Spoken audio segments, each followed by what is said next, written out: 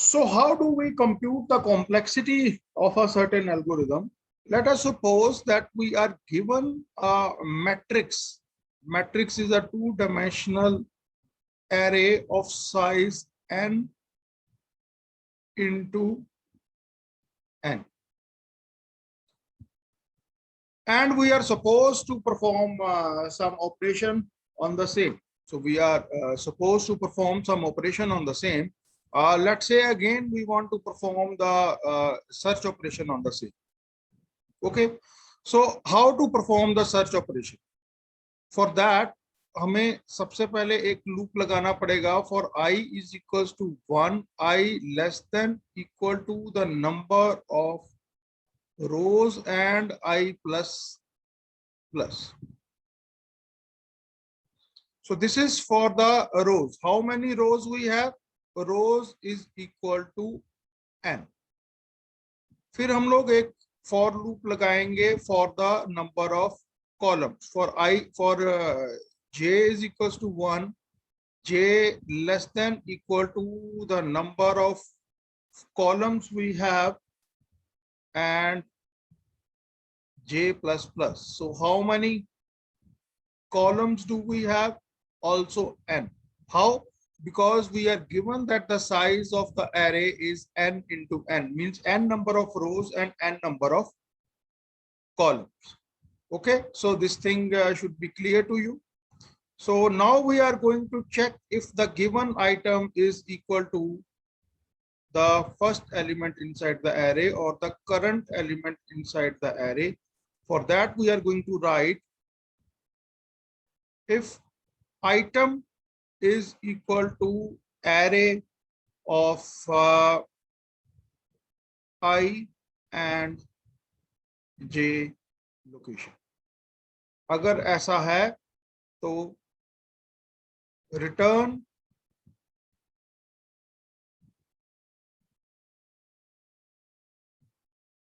the I j element. So हम लोग यहां से रिटर्न करते हैं. ठीक है, जो भी हमने रिटर्न करना है हम लोग उसको रिटर्न करेंगे. हम लोग आई एंड जे दोनों को रिटर्न नहीं कर सकते हैं, तो हम लोग एक फॉर्मुलेशन लगाएंगे जिसके थ्रू हम लोग इसको रिटर्न कर सकें, एक्चुअल लोकेशन को रिटर्न कर सकें. तो that is the end of your search algorithm, the logic for the search algorithm in a matrix. The size of the matrix is n into n. Now let us try and compute the complexity. So what does the complexity say? The complexity says the number of steps to be taken. कितने steps लगेंगे हमारे लिए इसको solve करने के. तो अगर मैं आउटर लूप को देखता हूं तो how many times will this outer loop run? The outer loop will run for i is equal to 1, i less than equal to row, और रो की वैल्यू कितनी है n. So that means the outer loop is going to run for n times. Okay, and what about the inner loop? The inner loop will be repeated for every step of the outer loop. तो inner loop कितनी बार repeat होगी? Inner loop will also be repeated for n times. So outer loop is also going to be repeated n times. Inner loop is also going to repeat n times. So the number of steps taken will be n into n is equals to n square. Okay, so the number of steps that will be repeated is n square. N square time we are going to run this algorithm. So that means the complexity of this algorithm is big O of n square. Second is, if we have something like this, for I is equals to 1, I less than equal to n and I plus plus. Or let us suppose this for loop finishes here. Then I have another for loop, that is I is equals to 1, I less than equals to n and I plus plus and this for loop. Now there was a loop inside another loop, इसलिए हम इन दोनों को आपस में multiply किया, n into n किया।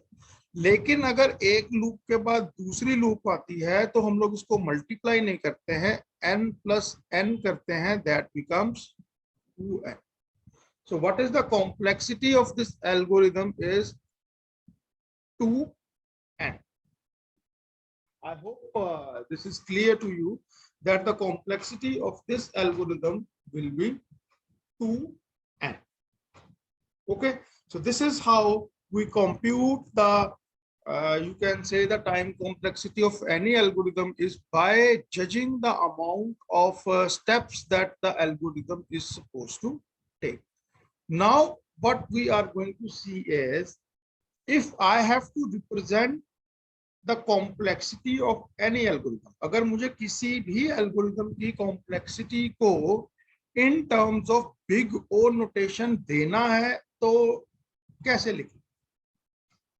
Let us suppose that the total number of steps to be taken by your algorithm is n square plus n plus 5.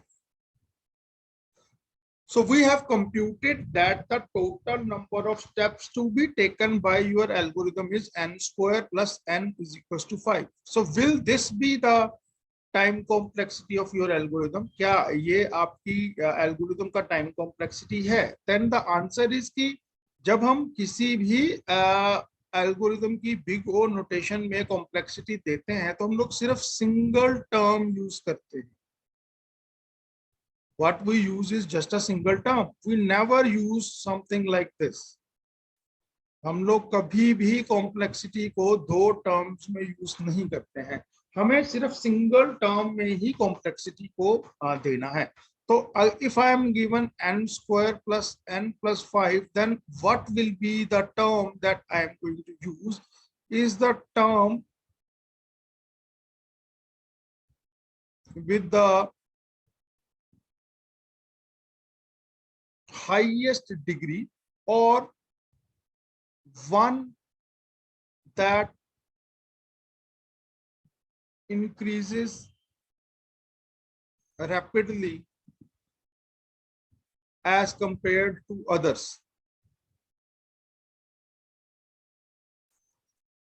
When the value of n क्या है? Input increases. तो आप मान के चलिए अगर आपकी कॉम्प्लेक्सिटी है n square plus n plus 5, अगर मैं n की वैल्यू को 5 मान के चलता हूं तो मैं इन तीनों में डिफरेंस देखना चाहता हूं कि अगर n की वैल्यू 5 है तो n स्क्वायर की वैल्यू कितनी होगी? 25। n की वैल्यू कितनी होगी? 5, and 5 will remain the same क्योंकि वो कांस्टेंट है, उसको कोई फर्क नहीं पड़ता है कि n की वैल्यू कितनी होगी। Now let us increase the value of n to let's say 15. अगर मैं n को 15 कर देता हूं तो n स्क्वायर कितना हो जाएगा? That will be approximately I think 225. n is equals to 5. So at 15 and 5 will stay the 5. Just see the increment of 5 to 15 is very nominal. There is absolutely no increase whatsoever here. But here you see that there is a huge amount of increase. तो हमारे लिए ये दोनों terms जो है वो irrelevant हो जाते हैं, इनके बढ़ने से हमें कोई फर्क नहीं पड़ता है, हमें फर्क पड़ रहा है n स्क्वायर से। और अगर अब n की वैल्यू लेट अस सपोज कि 100 हो जाती है तो n स्क्वायर की वैल्यू कितनी हो जाएगी? 10,000, और n की वैल्यू कितनी होगी? 100। यानी n की वैल्यू तो बढ़ ही नहीं रही है, 5 तो बढ़ेगा ही नहीं, लेकिन n स्क्वायर बहुत ज्यादा बढ़ रहा है। तो अगर आपकी गिवन कॉम्प्लेक्सिटी अगर आपको कहीं पर भी मिलती है n square plus n plus 5, then the big O complexity of your algorithm will be n square. That means the term with the highest degree. n की कितनी होती है? 1 एंड n स्क्वायर की होती है 2, तो हमने मान लिया it will be n square. और अगर आपको कहीं पर इस तरह से मिलता है n plus n plus 6, the complexity of this algorithm will be n cube, the term with the highest degree. So this is how we represent the big O notation. Now the question comes is, what is this n cube and how will we take this? तो उसके लिए मैं आपके साथ एक figure share करने वाला हूं, तो please focus on that figure. So I hope this figure is available to you on the screen. These are some of the you can say mathematical notations that are already available. So these are some of the mathematical notations that can be used to represent the complexities. For example, O of n. अगर आपकी complexity O of n है तो वो कुछ इस तरह से दिखाई देगी. और अगर आपकी complexity let's say O of 1 है तो वो बिल्कुल फ्लैट दिखाई देगी. लॉग ऑफ n है तो वो बिल्कुल 1 के पास कुछ इस तरह से बहुत ही पास में होगी, लेकिन log n is better. So we have O of 1 जो सबसे बढ़िया है अगर आप O of 1 ले लें. Then comes your log of n. Then comes your log of n. Then comes your n. n से ज्यादा क्या हो सकती है? n into log of n. Then comes your n square, that is polynomial. Then comes your 2 power n, which is exponential, and then comes your n factorial. So this is how it goes. तो अब हम कहना क्या चाह रहे हैं कि जब आप किसी भी एल्गोरिदम की कॉम्प्लेक्सिटी को रिप्रेजेंट करना चाहते हैं तो आप इन्हीं में से किसी एक प्री डिफाइंड टर्म को या अवेलेबल मैथमेटिकल नोटेशन को ही यूज करें. यानी या तो आपकी एल्गोरिदम की कॉम्प्लेक्सिटी कांस्टेंट होगी, अगर उससे ज्यादा है तो log n हो सकती है, या n हो सकती है, या n इंटू log n हो सकती है, n स्क्वायर हो सकती है, 2 पावर n यानी एक्सपोनेंशियल हो सकती है, या n का फैक्टोरियल हो सकती है. तो अब इनमें से होगी कौन सी? लेट अस सपोज कि आपकी गिवन एल्गोरिदम की कॉम्प्लेक्सिटी कुछ इस तरह से. So what is this? This is the complexity of our algorithm. तो आप देख सकते हैं अगर इसका हमें बिग O नोटेशन देना हो तो इसका अपर बाउंड चाहिए, तो इसके ऊपर सबसे पास टाइटेस्ट अपर बाउंड कौन सा है? n log n. अगर आपकी एल्गोरिथम की कॉम्प्लेक्सिटी कुछ ये होती तो इसका सबसे क्लोजेस्ट टाइटर अपर बाउंड क्या था? n square. ठीक है. तो what will be the big O time complexity? The big O time complexity of any algorithm is the tightest upper bound. तो इस केस में अगर आपकी कॉम्प्लेक्सिटी ये है तो इसका टाइटर अपर बाउंड है n log n. That means what is the time complexity of your algorithm? The big O time complexity of my algorithm is n into log of n. And in case this is the complexity, then the answer is n square. So this is the available you can say time complexities that we have. Okay. So today, further in our discussion, other than what is the time complexity of an algorithm, we saw how we can measure the time complexity of an algorithm. Then what we have seen now is the available mathematical notations and how these are represented in the graph. और हमारी जो complexity है वो किस line को touch कर रही है या क्लोजेस्ट बाउंड है हम लोग उसको कैसे लेते हैं हमने वो भी देखा. Now we are going to discuss a very special type of you can say analysis of the algorithm, that is called amortized analysis.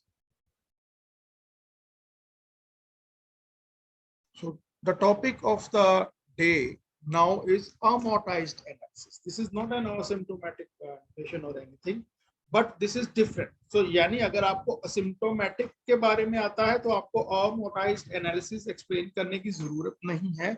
लेकिन अगर आपको क्वेश्चन आता है कि explain the complexity analysis of the algorithm, तब आप amortized analysis explain कर सकते हैं.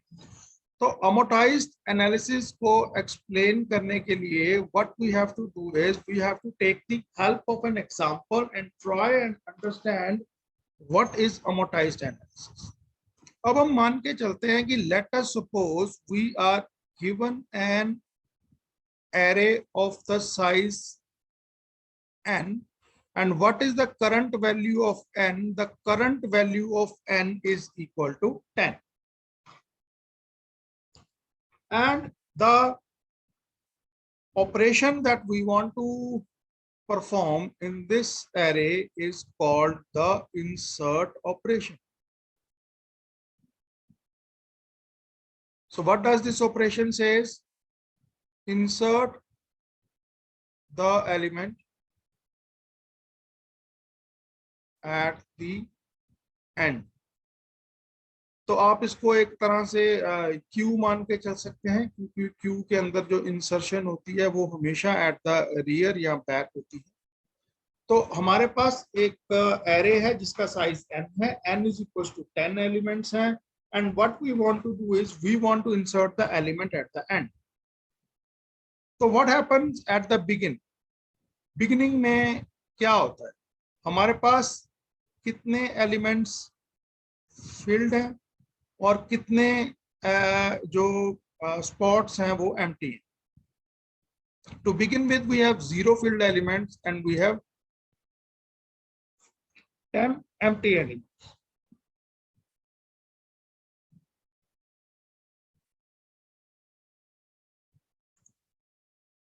So what we have at the beginning is that we have no elements filled and all the elements are empty. Now I want to insert the first element. After inserting the first element, we have one filled element and the total remaining empty elements will be 9. How much time did it take for me to insert an element in the list? That is 1. So what is the cost of inserting the first element in the list is 1 constant. Simple. मैंने एक element उठाया, उस element को end of the list में insert कर दिया, तो मुझे कितनी कॉस्ट लगी? कुछ भी नहीं लगी, O of 1. Now let us suppose I want to insert the second and so on till the 10th element. जब मैं 10th element insert करूंगा तो फील्ड कितने हो जाएंगे? 10, और एम्प्टी कितने रह जाएंगे? 0. लेकिन हर ऑपरेशन का, इंसर्ट ऑपरेशन का कितना कॉम्प्लेक्सिटी होगा? That is 1. Very simple. But now what happens is I want to insert the 11th element in the list, but I cannot directly insert the 11th element into the list because the list is not empty. So the list is full. मेरे पास एक भी spot खाली नहीं. So what I have to do? I have a array which is full in size and it has n elements. Now what I have to do is I have to create another array which will be 2 into the size of n.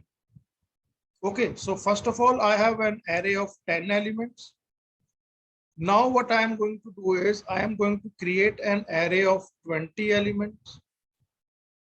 Second step, I am going to copy all 10 elements into the new array. ठीक है, तो इस array के कितने elements हो गए? 10 elements. अब मैं इसके लिए निकालता हूं फील्ड एंड एम्प्टी. तो इसके लिए फील्ड कितने हैं? अब 10 कॉपी करने के बाद, और एम्प्टी है 10.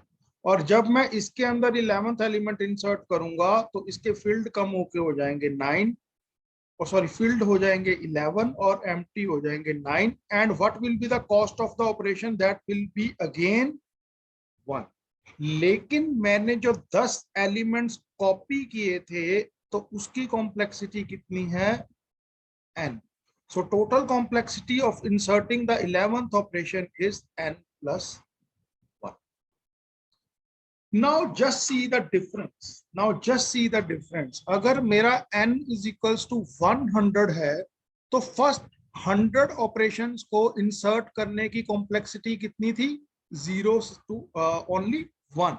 लेकिन जैसे ही मैंने 101st एलिमेंट को इंसर्ट किया तो कॉम्प्लेक्सिटी कितनी हो गई, 100 plus 1, which is equal to n plus 1. So what is the worst case complexity of my algorithm? मैं यहां पर रुक रहा हूं और हमारी डिस्कशन में इस पॉइंट को लेकर आ रहा हूं कि what is the worst time complexity of my algorithm? मेरे एल्गोरिथम की worst time complexity कितनी है? The answer to this question is that the worst time complexity of my algorithm is 101, which is not a true representation of the complexity. ये true representation क्यों नहीं है? ये true representation इसलिए नहीं है because मेरे पास 100 बहुत ही inexpensive operations थे और सिर्फ एक ऑपरेशन ऐसा आया जिसकी कॉस्ट बहुत ज्यादा थी, that means it was an expensive operation. तो अगर मैं सिर्फ उसी ऑपरेशन को कंसीडर करता हूं तो then you can say the complexity of my algorithm is being shown as a very poor complexity, जो कि ट्रू रिप्रेजेंटेशन नहीं है।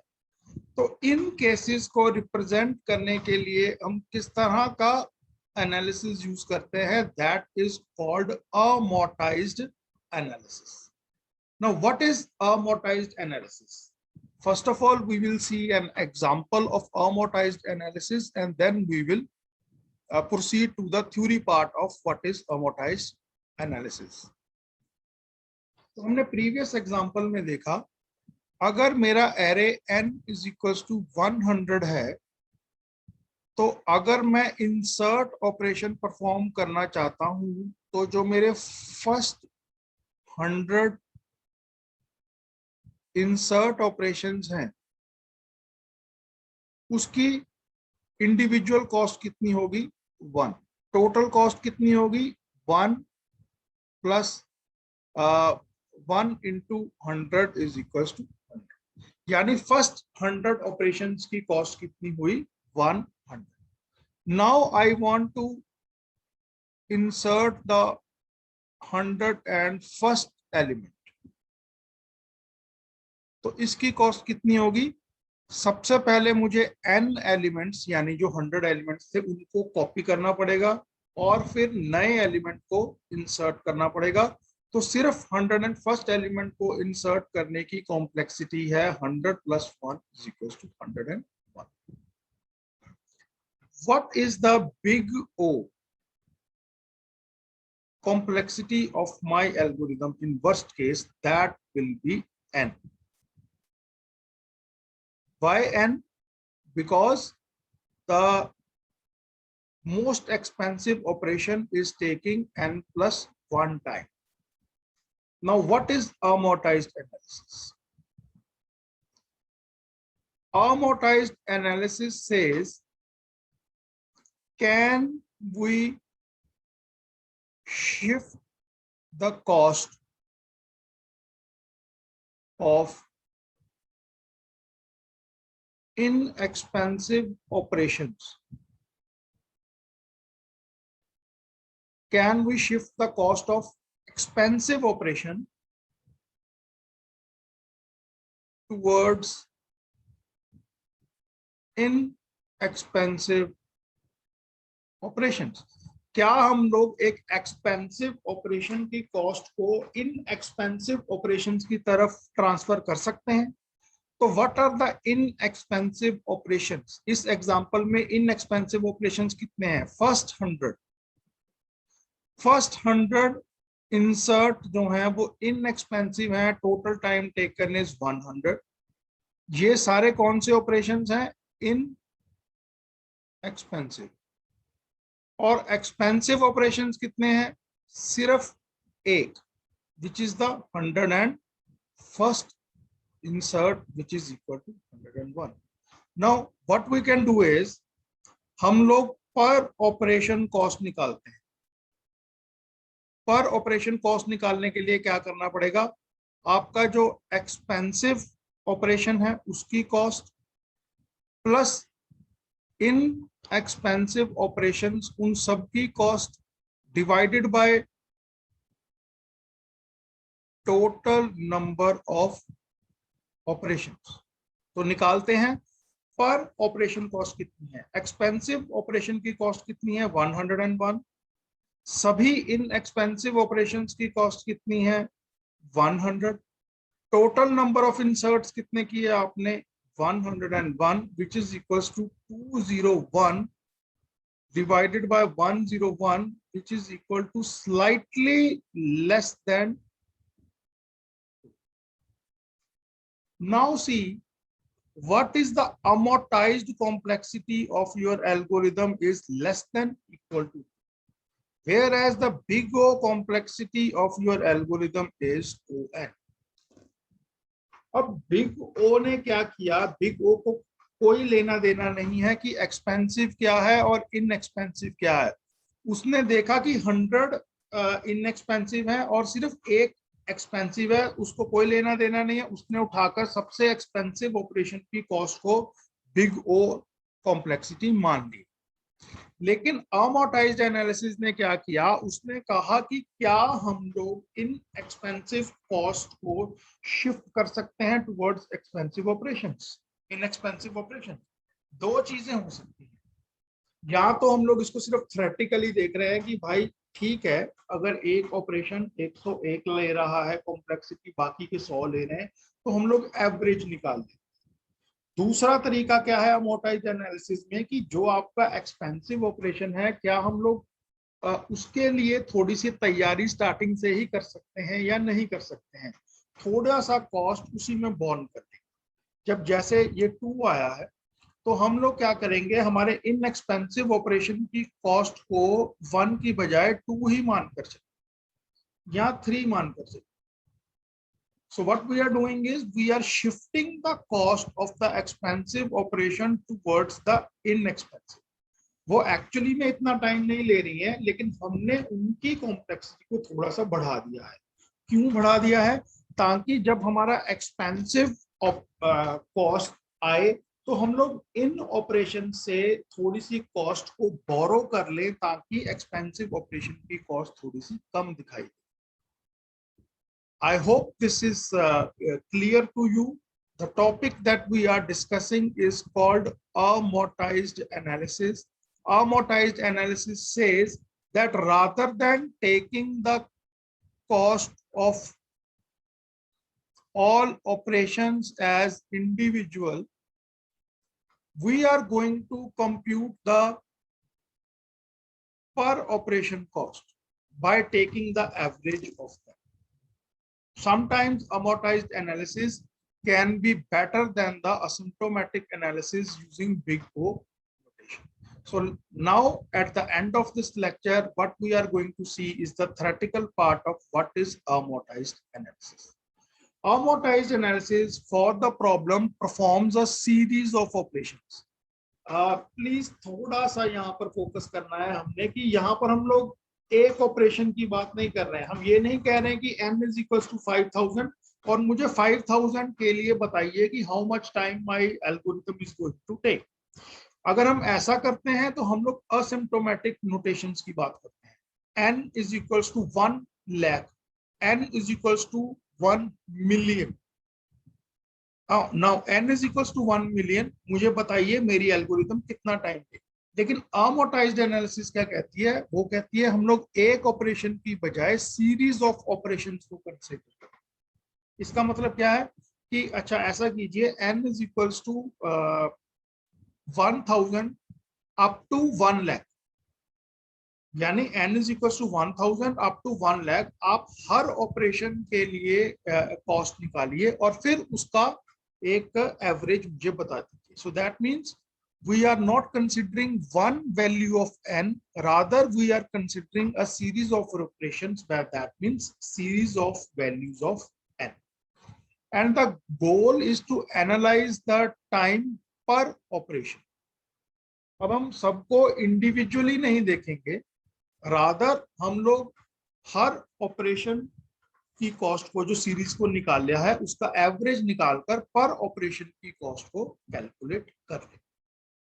यानी अब होगा क्या कि n इज इक्वल्स टू 10,000 को इंडिविजुअली नहीं देखा जाएगा, जबकि n is equals to 1 to 10,000 as a series of operation देखा जाएगा और उसकी एवरेज को ही कंसिडर किया जाएगा। तो मोटिवेशन क्या है अमोर्टाइज्ड एनालिसिस की? हम लोग अमोर्टाइज्ड एनालिसिस पढ़ते क्यों हैं? The motivation is that looking at the worst case time per operation can be too pessimistic। आपकी सोच बहुत पेसिमिस्टिक है कई एल्गोरिथम्स के बारे में, क्योंकि हम लोग उसका सिर्फ वर्स्ट केस देखते। लेकिन कई बार क्या होता है कि अगर आप लार्ज नंबर ऑफ ऑपरेशंस करते हैं तो सिर्फ एक वैल्यू ऑफ n के लिए मेरी एल्गोरिथम अच्छा परफॉर्म नहीं कर रही है, लेकिन बाकी सब वैल्यूज के लिए मेरी एल्गोरिथम अच्छा परफॉर्म कर रही है। तो हम सिर्फ किसको कंसीडर करते हैं? जो सबसे बुरा परफॉर्म कर रहा है n। तो ये बहुत ही पेसिमिस्टिक वे ऑफ लुकिंग हो सकता है। तो दूसरा तरीका क्या है कि हमारे पास जो एक्सपेंसिव ऑपरेशन है वही हम लोग उसको कंबाइन कर देते हैं with the large number of cheap operations. हम क्या करते हैं, उसी एक्सपेंसिव ऑपरेशन को डिस्ट्रीब्यूट कर देते हैं, उसकी कॉस्ट को डिस्ट्रीब्यूट कर देते हैं into a large number of cheap operations. ठीक है, उससे क्या होता है कि पर ऑपरेशन कॉस्ट निकलती है which is sometimes better than the worst case time पर ऑपरेशन। ये हर एल्गोरिथम के लिए नहीं हो सकता है, ये बहुत ही स्पेसिफिक और बहुत ही कम एल्गोरिथम्स के लिए ऐसा होता है। और मैंने आपको एक एग्जांपल अभी बताया था, that is the insert operation. जब हम इंसर्ट करते हैं तो उसके लिए वर्स्ट केस लेने की बजाय हम लोग अमोर्टाइज्ड एनालिसिस ले सकते। So far we have been looking at static problems like array. The goal is to produce an output with some desired property. Rather than being given a set of n items at front, we might have a series of n insert, lookup, remove request to the database। यानी हमें सारी की सारी input एक साथ नहीं दी हुई है, हमें इतना बता दिया है कि आपने n number of insert, n number of searches, n number of removals करना है database. So what we want is, हम लोग इसकी एक एफिशिएंट एनालिसिस करना चाहते हैं। तो इसके लिए आप क्या यूज करेंगे? If you are given a problem to insert n number of elements or perform n number of operations, the best algorithm analysis that you can do is called amortized analysis. So what does amortized analysis do? Amortized cost per operation for a sequence of n operations is the total cost of all the operations divided by n। इसका example हमने already कर लिया है। हम इस theoretical topic पर आने से पहले ही इसका एक एग्जांपल कर चुके हैं, और वो क्या कह रहा है कि अमोर्टाइज्ड कॉस्ट पर ऑपरेशन निकालने के लिए आपको क्या करना पड़ेगा, आपकी जो टोटल कॉस्ट आ रही है ऑफ ऑल द ऑपरेशंस, यानी एक्सपेंसिव भी और इनएक्सपेंसिव भी, उसको हम लोग डिवाइड करेंगे n के साथ। तो उससे क्या निकलेगा? उससे हमारा निकलेगा कॉस्ट पर ऑपरेशन। ठीक है, तो एग्जांपल क्या है? If we have 100 operations at a cost of 1, यानी 100 ऑपरेशंस की कॉस्ट जो है पर ऑपरेशन 1 है, तो टोटल कॉस्ट कितनी होगी? 100। उसके बाद जो नेक्स्ट ऑपरेशन है उसकी अकेले की कॉस्ट कितनी है? 100। तो टोटल कॉस्ट कितनी हो गई? 100 प्लस 100 इज इक्वल्स टू 200। अगर आप 200 को टोटल नंबर ऑफ ऑपरेशन 101 से डिवाइड करेंगे, then the amortized complexity of your algorithm is less than 2. ओके, और अगर मैं इसकी बिग ओ मानता हूं तो the big O will be 100. The reason for considering the amortized cost, यानी हम लोग amortized कॉस्ट पढ़ क्यों रहे हैं, why are we studying amortized cost, is that we will be interested in data structures that can incur a large cost as they perform some kind of rebalancing or improvement to their internal state, but where such operations cannot occur too frequently. इसका मतलब क्या है, हम लोग उन data structures को study करने में या उन एल्गोरिथम्स को स्टडी करने में इंटरेस्टेड है जिसमें मेजॉरिटी ऑफ द ऑपरेशंस जो हैं वो बहुत ही कम टाइम लेते हैं, लेकिन हो सकता है कि एक आधा ऑपरेशन जो है उसकी कॉस्ट बहुत ज्यादा है, और वो हो क्यों रही है, बिकॉज उसमें कुछ तरह का रीबैलेंसिंग करना पड़ रहा है. हमारे एग्जांपल में हमने क्या रीबैलेंसिंग किया था, हमारे एग्जांपल में हमारे पास n is equals to 100 elements थे. जब वो 100 के 100 एलिमेंट्स फिल हो गए तब हमें रीबैलेंसिंग करना पड़ा, हमें एरे को 100 से 200 तक इंक्रीज करना पड़ा, 100 एलिमेंट्स को दूसरे नए एरे में शिफ्ट करना पड़ा और फिर से दोबारा से इंसर्ट को स्टार्ट करना पड़ा. This is called rebalancing. अगर आपकी कोई ऐसी एल्गोरिथम है जिसमें लार्ज नंबर ऑफ ऑपरेशन बहुत कम कॉस्ट लेते हैं, एक आधा ऑपरेशन कॉस्ट ज्यादा लेता है और रीबैलेंसिंग हो रही है, we will consider the amortized analysis. So with this we come to the end of this lecture.